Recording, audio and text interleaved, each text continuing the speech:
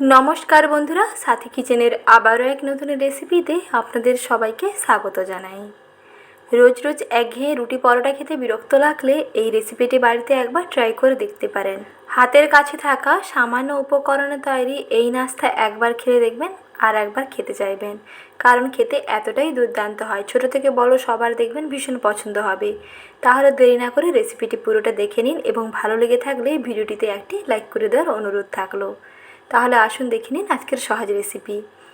প্রথমে একটি বড় মিক্সিং বলে দিয়ে দিচ্ছি মেজারিং কাপের 1 কাপ ময়দা, আর দিচ্ছি 1/4 টিস্পুন লবণ, আর দেব 1 টেবিল চামচ সাদা তেল।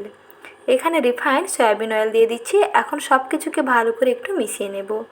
ময়দার সঙ্গে তেলটা মিশিয়ে নিয়ে একটু ভালো করে ময়াম দিয়ে নিতে হবে, তাহলে এই পরোটা কিংবা এই যে রুটিটা খেতে কিন্তু দারুণ লাগবে। বেশ খাস্তাও হবে, আবার অনেক সফটও হবে। একটু ময়ামটা ভালো করে দিয়ে দিলাম। তারপরে অল্প অল্প নর্মাল টেম্পারেচারে রাখা জল দিয়ে মেখে একটা ডো তৈরি করতে হবে। সাধারণত আমরা যেমন রুটি পরোটার জন্য ডো তৈরি করি তেমনি করে ডোটা বানাতে হবে। আর ডো তৈরি করার সময় জল অল্প অল্প করে দিয়ে মাখবেন, তাহলে নিজেরাই বুঝতে পারবেন যে কতটা জল লাগবে। একসঙ্গে বেশি জল দিয়ে দেবেন না, তাহলে কিন্তু ডোটা একটু নরম হয়ে যাবে, আর বেশি নরম হয়ে গেলে কিন্তু ভালো লাগবে না। আবার বেশি শক্ত হবে না, মাঝামাঝি ঘনত্বের একটা ডো তৈরি করতে হবে। ময়দার ডো একেবারে রেডি। এখন ওপর থেকে আর একটু তেল লাগিয়ে রেখে দিচ্ছি 10 মিনিটের জন্য। একটু স্ট্যান্ডিং টাইমে রেখে দেবো, এতে ডোটা দেখবেন সফট হয়ে যাবে। আর যেহেতু এটা ময়দা দিয়ে বানানো হচ্ছে, তাই ওপরটা যাতে ড্রাই না হয়ে যায়, তাই ওপর থেকে এরকম একটু তেল লাগিয়ে রেখে দেবেন। একটু ঢাকনা দিয়ে ঢেকে 10 মিনিটের জন্য রেখে দিচ্ছি।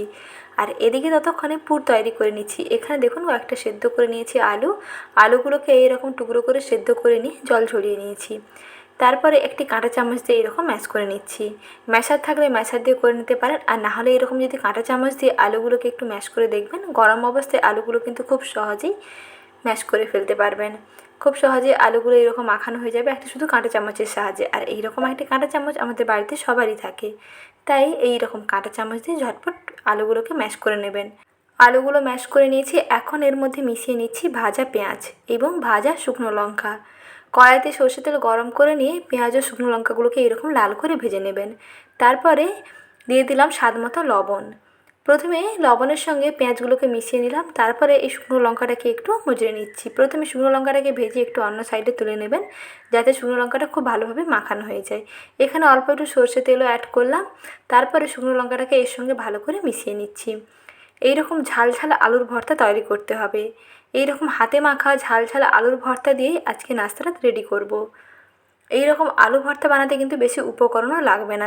পেঁয়াজ, লঙ্কা, সর্ষে তেল এবং লবণ হলেই কিন্তু হয়ে যাবে। এই অল্প উপকরণে দেখুন দারুণ স্বাদের একটা ঝাল ঝাল আলুর ভর্তা রেডি করে নিলাম। আর এদিকে 10 মিনিট মতন হয়ে গেছে। ডোটা দেখুন আগে থেকে কতটা সফট হয়েছে। আর একটু ভালো করে মেখে নিচ্ছি। ময়দার এই ডোটাকে আর একটু ঠেসে ঠেসে করে মেখে নিতে হবে, ডোটা যাতে আরও একটু সফট হয়ে যায়। তারপরে একটি চাকির উপরে অল্প করে তেল লাগিয়ে নিয়ে ডোটাকে নিয়ে নিয়েছি। একটু এরকম হাত দিয়ে প্রেস করে রোল তৈরি করে নিলাম। তারপরে ছুরি দিয়ে কেটে সমান মাপের অংশে ভাগ করে নিচ্ছি। আর এই রকম লেচিগুলো তৈরি করতে হবে। দেখুন, সাধারণত আমরা যেমন রুটি পরোটার জন্য লেচিগুলো বানাই, ঠিক তেমন করে লেচি বানাতে হবে। প্রথমে লেচিগুলোকে একটু রুটির মতন করে তৈরি করে নিচ্ছি। তারপর যদি অসুবিধা হয় তাহলে কিন্তু অবশ্যই একটু শুকনো ময়দা ছড়িয়ে নিতে পারেন, তাহলে দেখবেন খুব সহজেই বেলা হয়ে যাবে। যেহেতু এটা বেশ পাতলা করে বানাবো আর অনেকটা স্প্রেড করব, তাই একটু শুকনো ময়দা এখানে ছড়িয়ে নিয়েছি। শুকনো ময়দা দিয়ে আর একটু রুটিটাকে পাতলা করে নিচ্ছি। মোটামুটি দেখুন এইরকম একটা রুটি তৈরি করে নিয়েছি। এখন সাইডগুলোকে ছুরি দিয়ে কেটে নিচ্ছি। একটা চৌকো করে শেপ দিতে হবে। এই রকম চৌকোনা করে শেপ দিয়ে নিচ্ছি। তার জন্য সাইডগুলো যে বাদবাকি অংশগুলো আছে ছুরি দিয়ে সমান মাপের করে টুকরো করে কেটে নিচ্ছি। এই টুকরোগুলো আবার একসঙ্গে জোড়ো করে ঠিক একই রকম একটা রুটি তৈরি করে নিই। আবার একই রকম নাস্তাটা আপনারা তৈরি করে ফেলতে পারবেন। সাইডগুলোকে ছাড়িয়ে নিচ্ছি। তারপরে দেখুন এই যে চৌকো রুটিটা তৈরি করেছি, এটাকে কিন্তু দু সাইডে একটু এরকম কেটে নেবেন। যেইভাবে আমি বানাচ্ছি এইভাবে করেই তৈরি করে নেবেন। বানানো কিন্তু খুবই সহজ, একেবারে ইউনিক একটি রেসিপি আপনাদের সঙ্গে শেয়ার করছি। আর এইভাবে বানিয়ে দেখুন, খেতে দেখবেন দারুণ লাগবে। তারপরে এই একটা সাইডে পছন্দ মতো আলুর পুর ঠেসে ঠেসে করে দিয়ে দিতে পারেন। আর সাইডগুলো যাতে মুখটা ভালোভাবে আটকে যায়, তাই সাইডগুলোকে একটু ফাঁকা রাখবেন, যাতে অপর প্রান্তটা এই সাইডে জোড়া লাগানো যায়। তার জন্য সাইডগুলোকে একটু ফাঁকা রাখবেন। এই রকম দেখুন একটু চামচ দিয়ে প্রেস করে দিচ্ছি আলুর পুরটা ভালোভাবে রুটির গায়ে যাতে আটকে যায়। তারপরে অপর প্রান্তটাকে নিয়ে এর উপরে চাপিয়ে দিতে হবে। এই রকম একটু চেপে দেবেন যাতে মুখটা ভালোভাবে আটকে যায়। তারপর একটি কাঁটা চামচের সাহায্যে মুখগুলোকে ভালো করে সিল করে নেবেন। এই রকম একটি কাঁটা চামচ দিয়ে ভালো করে মুখটা আটকে নিলে ডিজাইনটা দেখতেও সুন্দর লাগবে এবং আলুর যে পুরটা দেওয়া আছে বাইরে কিন্তু আর পেটে বেরিয়ে আসবে না। দেখুন নাস্তাগুলো একেবারে রেডি হয়ে গেল। এই রকম দারুণ লোভনীয় ইউনিক একটি নাস্তা আপনারা বাড়িতে তৈরি করে ফেলতে পারেন।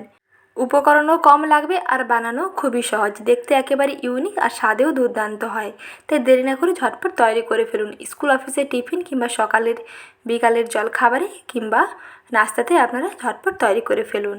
খেতে দেখবেন দারুণ লাগবে। অল্প একটু ঝাল ঝাল আলুর ভর্তা দিয়ে ইউনিক এই পরোটাটা একবার যদি বানিয়ে দেন তাহলে সবাই দেখবেন আপনার প্রশংসা করবে এবং বারবার রিকোয়েস্ট করতেই থাকবে। কাউকে বলে না দিলে কিন্তু বুঝতেই পারবে না যে এটা কী দিয়ে বানানো হয়েছে, কারণ খেতে এতটাই দুর্দান্ত হয়। এখন গ্যাসের আঁচটা একেবারে কমিয়ে নিয়ে কিছুক্ষণ সময় নিয়ে ভেজে নিচ্ছি যাতে খুব সুন্দরভাবে দুই দিকটা ভাজা হয়ে যায় আর বেশ সুন্দর এইরকম একটু ফুলকো এবং মুচমুচে হয়। ওপরটা বেশ মুচমুচে হবে আর ভেতরে আলুর পুরটা বেশ খেতে দেখবেন দারুণ লাগবে। এই রকম ইউনিক পরোটা কিংবা ইউনিক নাস্তা আপনারা একবার খেলে বারবার খাওয়ার বাহানা খুঁজবেন। আর ঝটপট তৈরিও করে ফেলতে পারেন। স্কুল অফিসে টিফিনে হাতে একেবারে কম সময় নিয়ে চটজলদি বানিয়ে ফেলুন। কিছুক্ষণ ভেজে নেওয়ার পরে দেখুন একেবারে খাস্তা হয়েছে আর বেশ সুন্দর কালার হয়েছে। যখন এইরকম গোল্ডেন ব্রাউন হয়ে যাবে তখন এগুলোকে তেল থেকে তুলে নেবেন। দেখেই বুঝতে পারছেন যে বন্ধুরা কতটা লোভনীয় হয়েছে। তাহলে আর দেরি না করে ঝটপট তৈরি করে ফেলুন। আর রেসিপিগুলো ভালো লেগে থাকলে ভিডিওটিতে প্লিজ লাইক করুন।